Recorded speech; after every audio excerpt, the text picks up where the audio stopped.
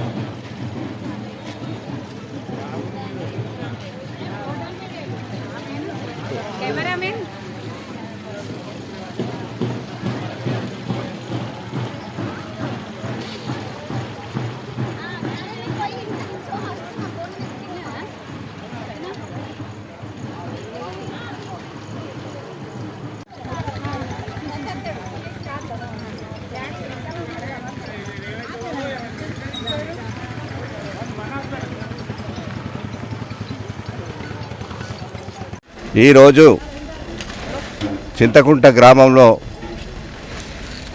అమ్మవారి బోనాలు, పోచమ్మ బోనాలు, అదేవిధంగా రేణుకా ఎల్లమ్మ మాతా బోనాలు ఎంతో వైభవపేతంగా మున్నూరు కాపు కులస్తులం అందరం కలిసి గత 11 సంవత్సరాల నుంచి వెళ్ళి అందరం చింతకుంట గ్రామస్తులం అందరం మున్నూరు కాపు కులస్తులం అందరం కలిసి ఈరోజు ప్రతి ఇంటి నుంచి బోనం తీసుకొచ్చి మరి పోచమ్మ తల్లి దేవతకు, అదేవిధంగా రేణుకా ఎల్లమ్మ మాతకు బోనాలు సమర్పించి అమ్ములు ఈ ఆషాఢ మాసంలో అమ్మవారి మొక్కులు ప్రతి సంవత్సరం నిర్వహిస్తున్నాము.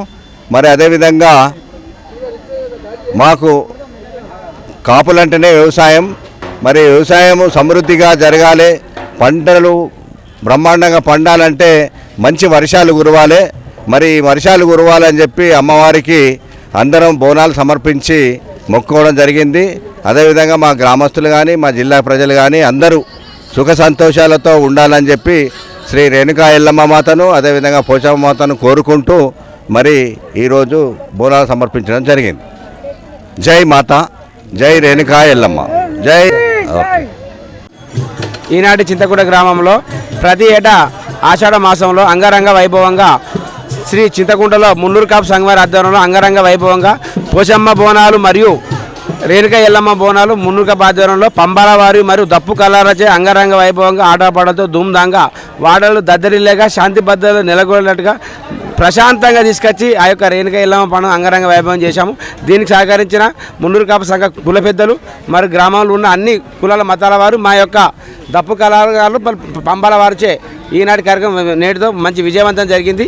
కాబట్టి ఏటా మా యొక్క పిల్లా జిల్లా అందరూ చల్లవని చెప్పి ఆ యొక్క రేణుకా ఎల్లమ్మ తల్లి మా అందరి దీవెనలు మాపై ఉండాలని చెప్పి మా కుటుంబ సభ్యులు అందరూ చల్లగా ఉండాలని చెప్పి ఆ యొక్క పేరు మున్నూరు కాపు సంఘానికి మా యొక్క దప్పు కళాకారుల బృందానికి మరియు మా యొక్క పంబాల వారి సంఘానికి పేరు తెలియజేస్తూ ఇంత ఈ అవకాశం అందరికీ ధన్యవాదాలు.